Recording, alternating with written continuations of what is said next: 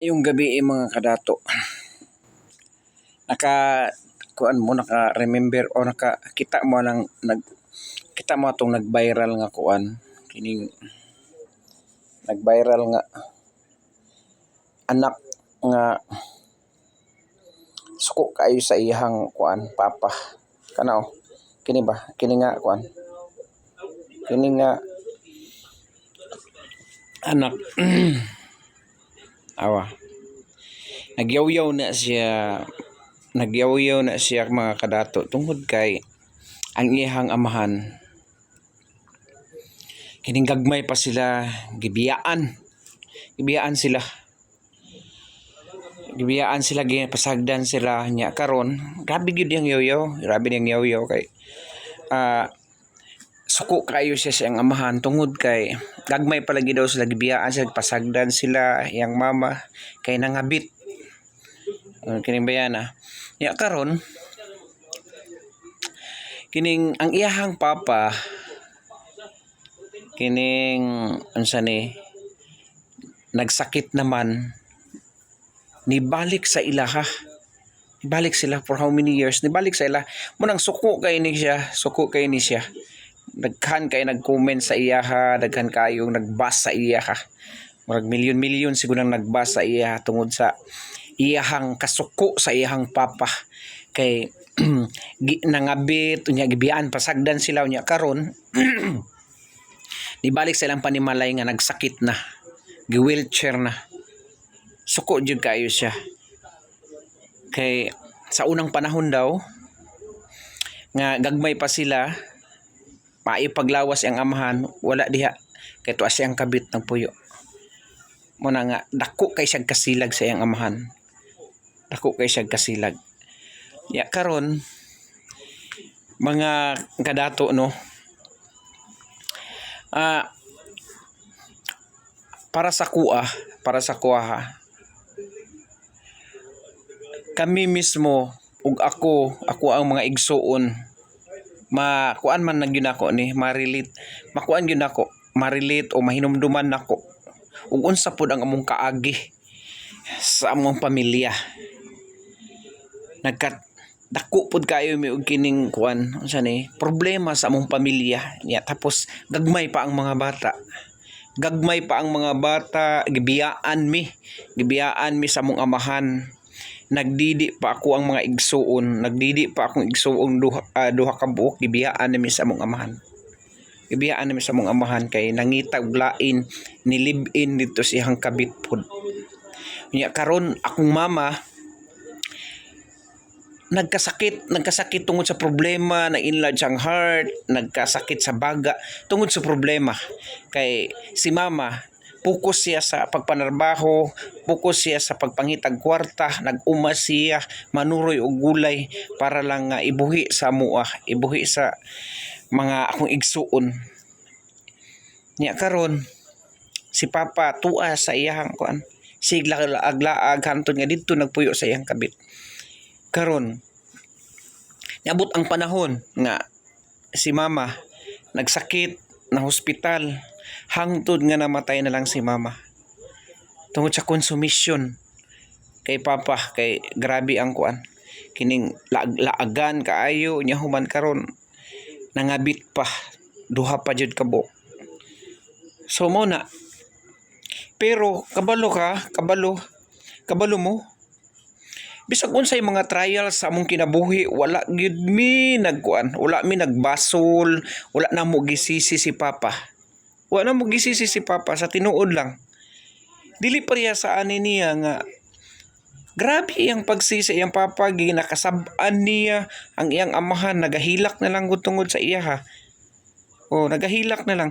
Pero kami gikan sa igsuon nako pila mi kabuk magsuon na pulo mi kabuk. Wa gyud ko kadungog ug wa ko kadungog nga nagbasol sila dili na nila kuanon ilahang amahan di napansinon gani ginapangita pa namo. Wa gyud mi istorya nga makapasakit sa among amahan tungod kay girespeto namo ug maayo ang among amahan kay wala mi karon kung wala among amahan. So dili nato sila ma-blame, di nato sila masisi. kung unsa ang ilahang gilakya nganong nangabit siya basig wala lang gyud mo kabalo, wala lang siya wala lang ni kabalo ba unsa gyud mga problema between mama niya ug iyang papa. Mao na nga nilakaw si papa niya, nangita na laglain kay wa siya kasabot og unsay batasan siya ang amahan or inahan ana. So mo nang dili nimo ma-blame ang imong ginikanan, dili nimo sila ma-blame nga ingon ana ang sitwasyon kay wala mo kahibalo kung unsay mga kuan, unsay kining kahimtang nila.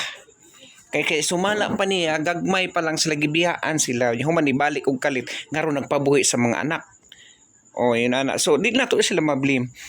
Ay para sa kuha kay para kami wala man gyud mi nagsukmat, wala tanan. Kami tanan mga agsuon wala gyud mi nagsukmat kay dili mi gusto nga si papa masakitan, makadungog og kining istorya nga para sa mo gikan sa mua. Mo nang wala gyud namo na siya gina-blame. Gani ginapangga pa namo. Ginapangita pa namo, ginapauli pa namo og balay bisag nakasala man siya sa mohong pamilya, ginapangita pa gyud namo wala gyud siya kadungog og mga sakit nga istorya gikan sa amo ang mga anak. Daghan gud mi puro mi na 5 ka laki ug 5 ka babae nya gagmay pa gyud nagdidi pa pero wala gyud na siya kadungog og gisisi namo, gibasol namo. Muna sa iya kini siya kining bayhana kining og ako nimo kining og niabot siya diha kay nangayo siya tabang kay ang simpre ang inaamahan wala siya lain kaduulan mga anak ra gyud kay mga anak man gyud siya bisag magkinaunsa unsay problema sa inyong amahan or inahan magkamali man kumo kay anak mo andam gyud ka mudawat sa imong pamilya mubalik siya andam ninyo yung kasing-kasing iandam ninyo yung imuhang sarili nga tabangan sila at timanon sila tungod kay amahan or inahan man nimo. Oh. Muna nga ayog sisiha ang kining kuan imong amahan. Luoy kay imong amahan tanawa gahilak-hilak siya katungod sa imong mga istorya. Unya nagkuan na siya diha. Nag-wheelchair na siya. Unya human kuyaw kay ka may istorya sa imong amahan. Respetua siya kay tungod kay amahan na nimo wala kay karapatan mo istorya o sa iya ug ingon ana.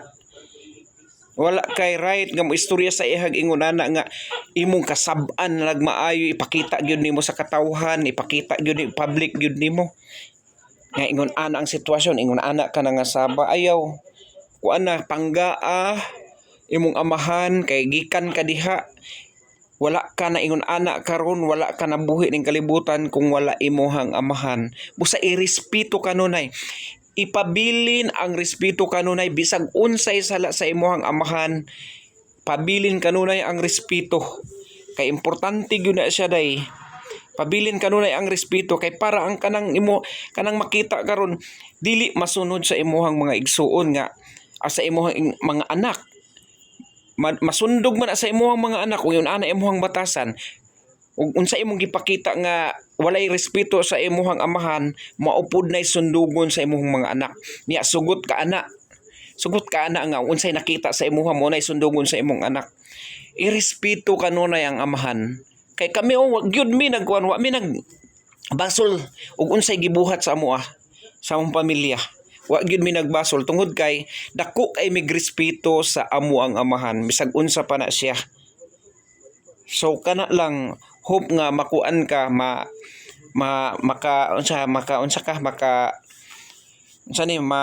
lamdagan ang imong hunahuna imong kasing-kasing nga kuhaon nimo ng kapungot sa imong amahan tungod kay wala ka mataw kung wala siya. Always respect your parents, obey sa imong ginikanan tungod kay bisag unsay mga problema diha amahan gyud na nimo ug mobalik gyud na sa inyo ha. Pareha sa kuan anak, bisag unsa kadaotan ang anak mobalik gyud na sa iyang ginikanan. So sama lang sad na sa imo ha. Sama lang sana sa imong papa nga nibalik gyud siya bisag unsa pa iyang mga sala kay tukumo kay anak mo niya. So kana lang